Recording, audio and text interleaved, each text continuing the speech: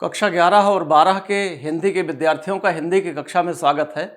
हिंदी साहित्य का इतिहास की पढ़ाई के बीच में प्रमुख कवि और कविताओं की पढ़ाई बहुत ज़रूरी है। तो देखें, आज की कक्षा है प्रमुख काव्य ग्रंथ और उनके रचनाकार, प्रमुख पुस्तकें और उनके रचनाकार जिन्हें आपको देखना है। ये प्रमुख कविताओं की पुस्तकें हैं, प्रमुख काव्य ग्रंथ हैं और उनके रचनाकार हैं। देखें कि इधर के तो कवि हैं और ये रचनाएं हैं। तो पहले कवि हैं चंदबरदाई, पृथ्वीराज रासो। इन्होंने प्रमुख पुस्तक जो लिखी है वो है पृथ्वीराज रासो। और पृथ्वीराज रासो ये प्रथम महाकाव्य है, प्रथम महाकाव्य, हिंदी का प्रथम महाकाव्य है पृथ्वीराज रासो, जिसे लिखा है चंदबरदाई ने। फिर दूसरे हैं दलपति विजय खुमार रासो, जगनिक परमाल रासो, इसे आलखंड भी कहते हैं। आल्हा उदल और मलखान की वीरता की कहानियां परमाल रासों में लिखी गई हैं। 12 बरस लय कुकर जीवें और 13 लय जिए सियार, बरस 18 छत्री जीवें आगे जीवन को धिक्कार।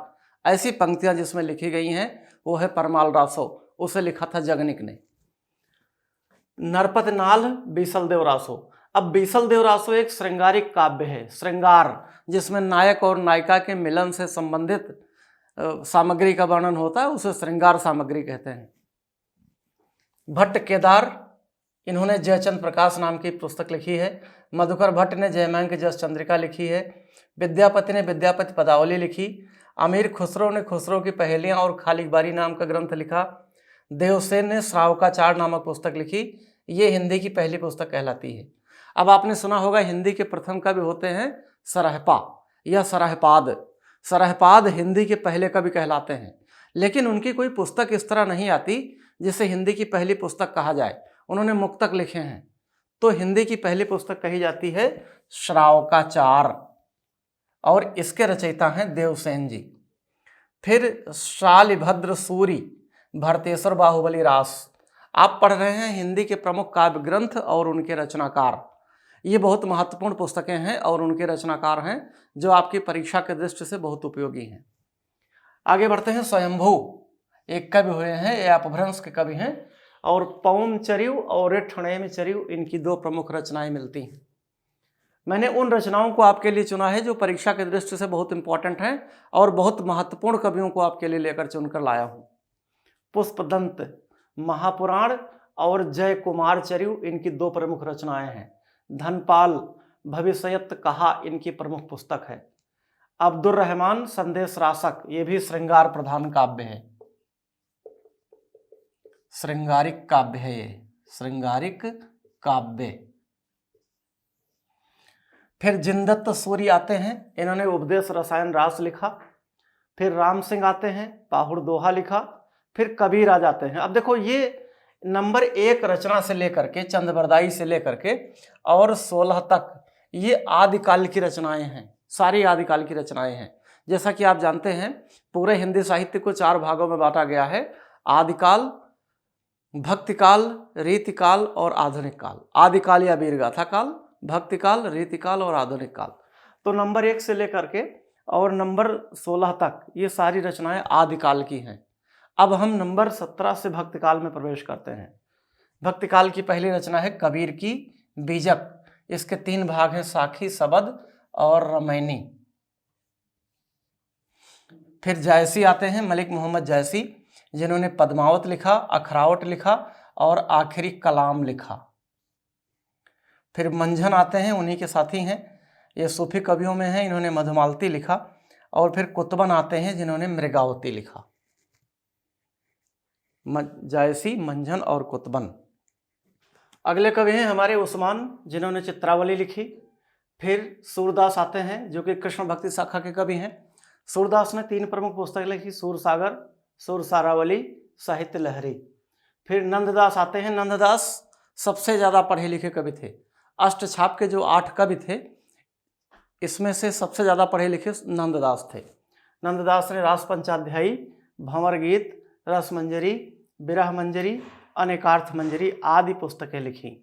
फिर रीतिकाल की बात करते हैं केशवदास जी, कवि प्रिया, रसिक प्रिया, रामचंद्रिका, विज्ञान गीता। फिर चिंतामणि आते हैं, जिन्होंने कविकुल कल्पतरु नाम की पुस्तक लिखी। फिर मतिराम हैं, रसराज, ललित लालाम।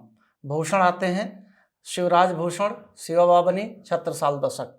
भूषण की एक और विशेषता है कि रीतिकाल के सभी कवियों ने श्रृंगार पर आधारित रचनाएं की हैं, लेकिन भूषण ने वीरता पर आधारित रचनाएं की हैं। भूषण रीतिकाल के कवियों में अलग चमकते हैं। देव जो रीतिकाल के सबसे बड़े कवि माने जाते हैं, भावविलास, काव्य रसायन। बिहारी जिन्होंने सतसई लिखी है, और घनानंद जिन्होंने सजान सागर नाम की रचना की है।